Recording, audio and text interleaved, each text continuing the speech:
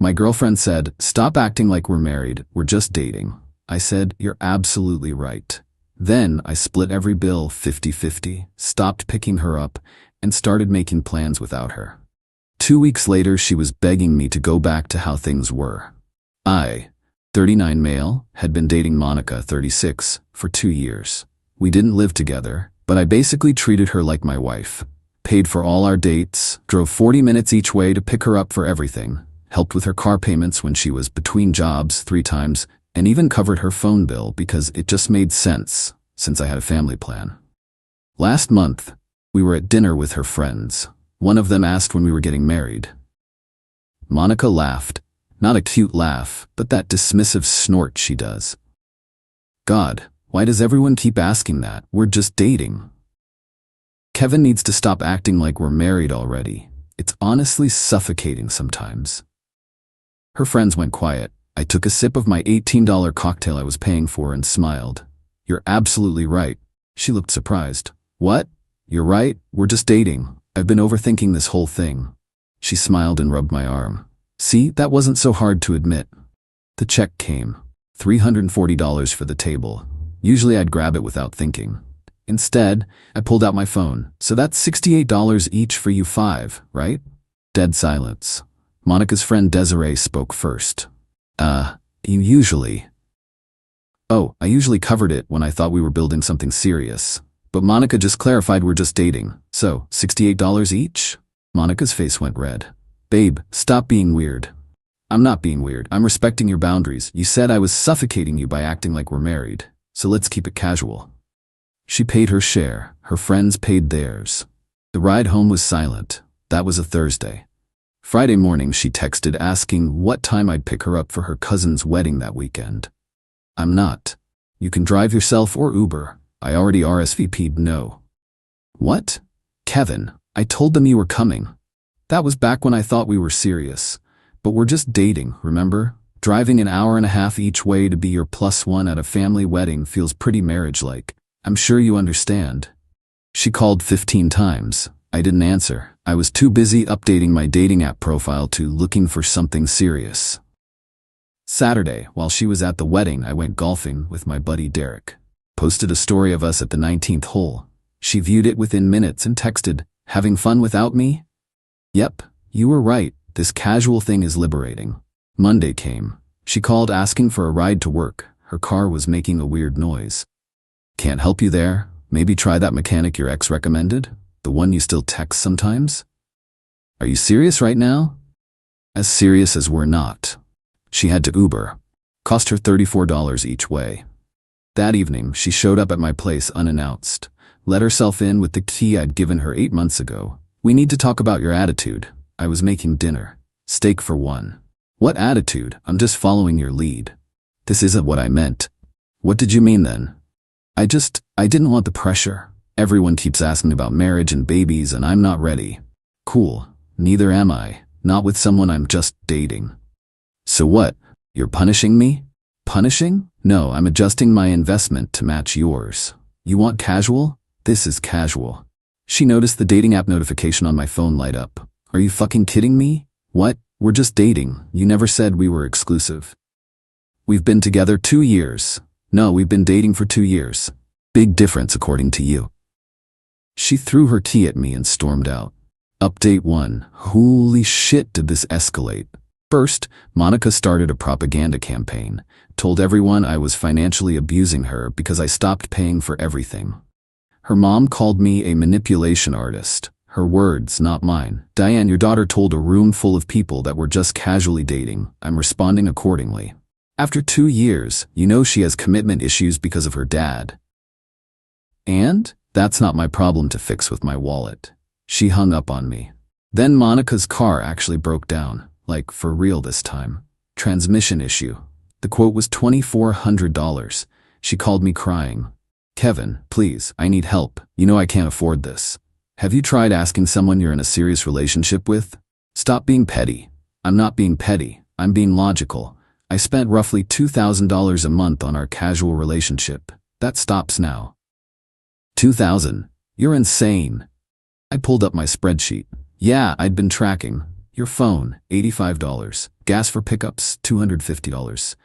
Dates, $800 minimum. Your random emergencies, usually another $500 to $700. Plus the 3 months I covered your car payment at $400 each. Want me to continue? Silence. That's what I do for someone I'm building a future with, not for someone I'm just dating. She hung up. But here's where it gets good. Thursday night, she posted on Instagram, when you realize your worth and stop accepting the bare minimum. My boy Derek screenshot it and sent it to me with LMO she's wild.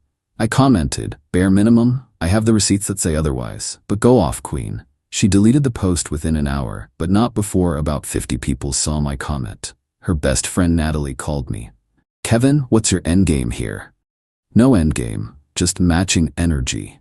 She loves you. She loves what I do for her. There's a difference. She's been crying for days. And?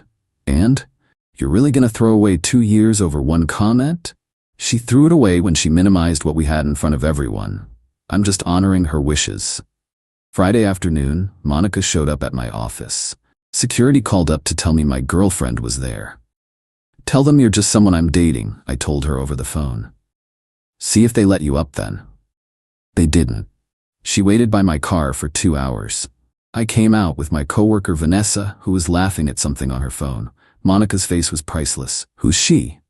A coworker. We're grabbing drinks, casual ones, nothing serious. Vanessa, God bless her, played along. Yeah, super casual, just friends, she winked at Monica. We left Monica standing in the parking garage. Vanessa and I really were just friends, but Monica didn't need to know that. Vanessa thought the whole situation was hilarious and insisted on buying the first round just for the entertainment value. Update 2. Monica went nuclear. She started showing up everywhere. My gym at 6 a.m., she hates mornings. The sports bar where I watch games, she hates sports. Even my boring work happy hours, she called them corporate drone gatherings, each time with a different strategy.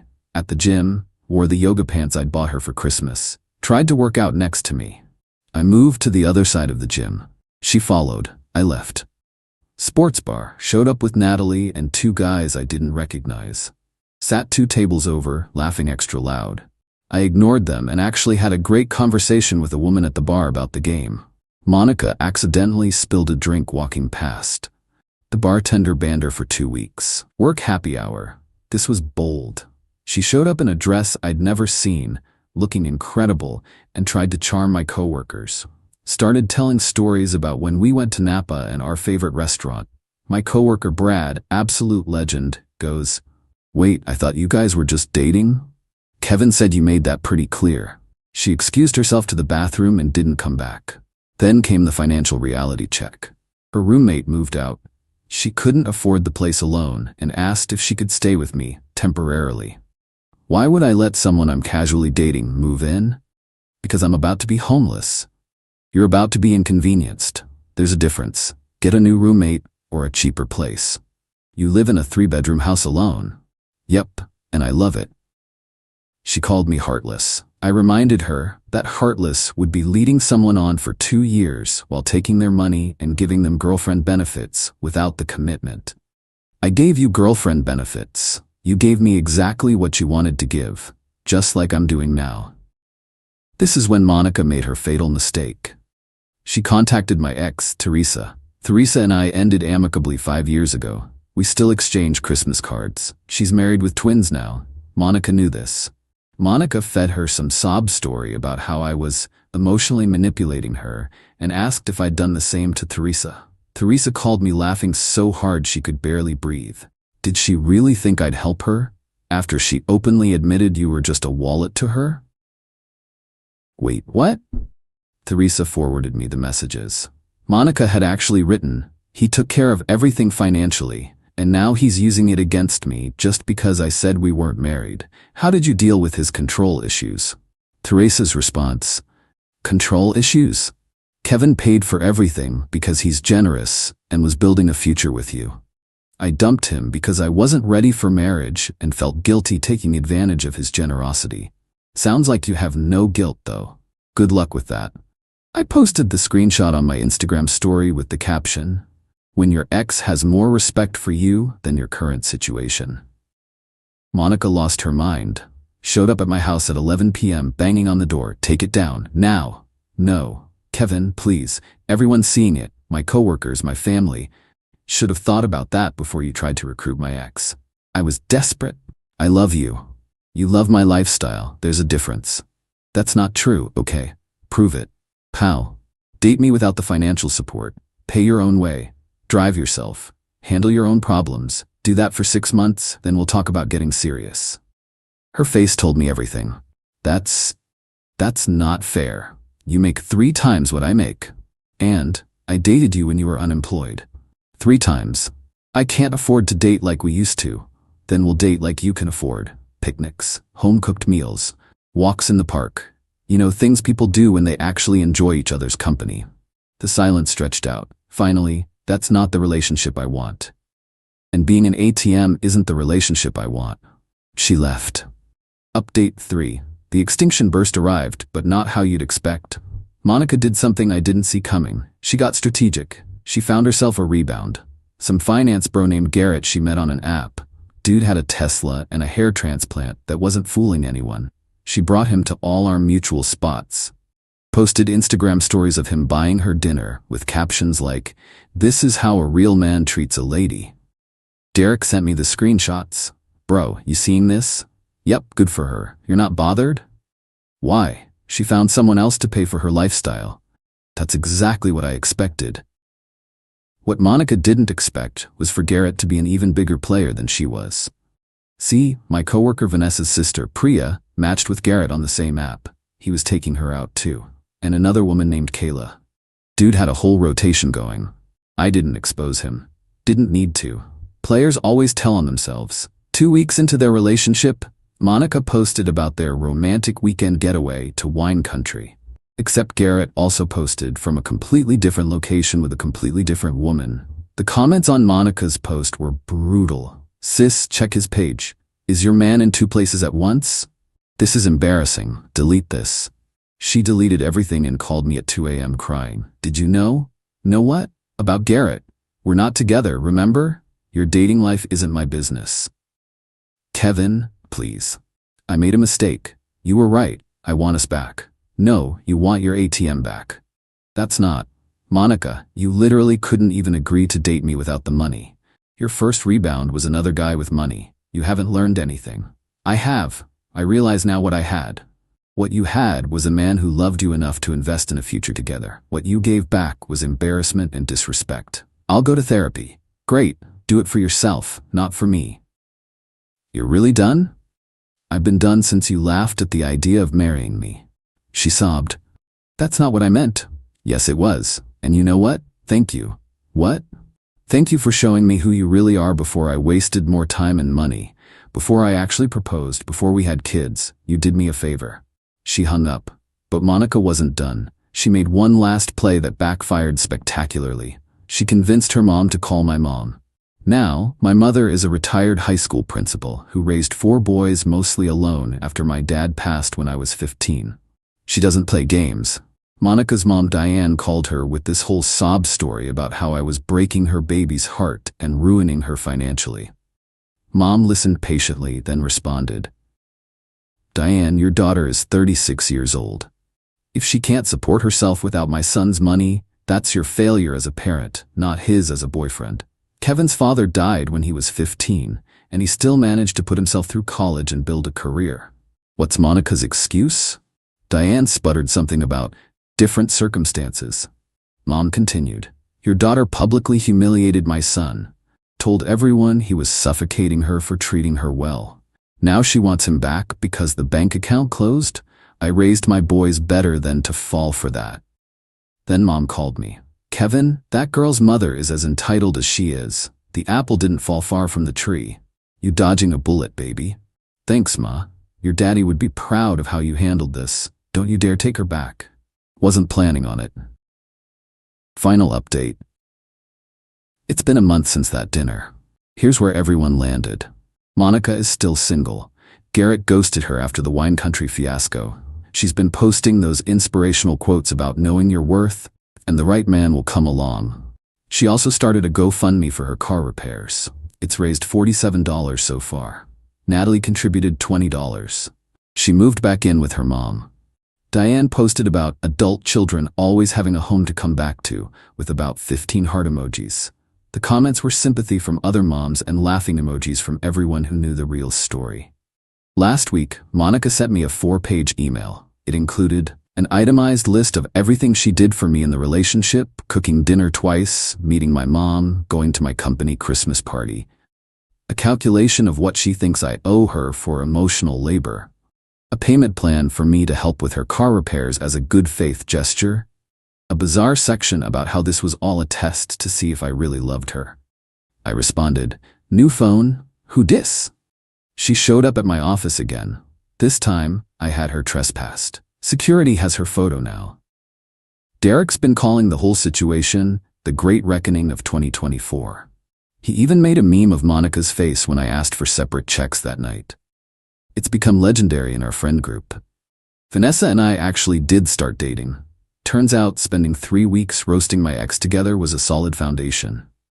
She pays for every other date, drives herself, and last week when her car battery died, she called a AAA, not me. Though I did meet her there with coffee, because I'm not a monster. First time she stayed over, she saw my spreadsheet of Monica expenses. Yes, I still had it open. She whistled low. $24,000 a year? Bro, you were basically paying alimony to someone you weren't even married to. Yeah, well, live and learn. For that money, you could have leased a nice car, or dated someone who actually liked me. She laughed. Well, I liked you and I'll buy my own damn dinner. My mom loves Vanessa, says she has backbone. Monica still texts from random numbers occasionally. Last one was, "I hope you know you ruined my life. I really did love you." I didn't respond, but I did think about it. She didn't ruin her life, she revealed it. The life she had was built on someone else's foundation. When I removed that foundation, it all collapsed. And that's not my problem anymore. Edit. Since everyone's asking, yes, I kept receipts of everything. My accountant actually thanked me because I can write off some of those gifts as losses. Silver lining, I guess. Edit 2. To the people saying I was too harsh, she literally laughed at the idea of commitment after I'd been fully committed for 2 years. I just gave her what she asked for. Play stupid games, win stupid prizes. Edit 3. Vanessa says hi and wants everyone to know she paid for our anniversary dinner last week. Because that's what adults in equal partnerships do. Edit 4. Monica found this post, sent me a screenshot with, "This is illegal. My lawyer says lol, no it's not. Die mad about it. Peace out Reddit, I'm gonna go split a pizza with my girlfriend." 50-50, like adults.